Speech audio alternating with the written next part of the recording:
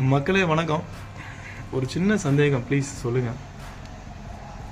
அடுத்த தலைமுறைக்கு நம்ம என்ன சொல்லி கொடுத்துட்டு போகிறோம்? யாருக்காச்சும் ஏதாவது ஒன்றுன்னா உதவி செய்யன்னு சொல்லணுமா, இல்லை எவனா எப்படின்னா போகிறான் உன் வேலையை பார்த்துன்னு போடா அப்படின்னு சொல்லி கொடுத்து வளர்க்கணுமா? ஏன்னா அந்த மாதிரி காலம் ஆயிடுச்சு. நல்லதை சொல்லி கொடுக்குறதா இல்லை சொல்லி கொடுக்காம வளர்க்குறதா ஒன்றுமே புரியல. அடுத்த தலைமுறை எப்படி இருக்குன்னு நினச்சாலும் பயமாக இருக்குது. ஏன்னா இப்போவே பயமாக தான் இருக்குது. காலம் மாறிச்சு சொல்கிறோம், ஆனால் காலம் மாறலை. எல்லா கெட்ட விஷயமும் அதிகமாகிடுச்சு.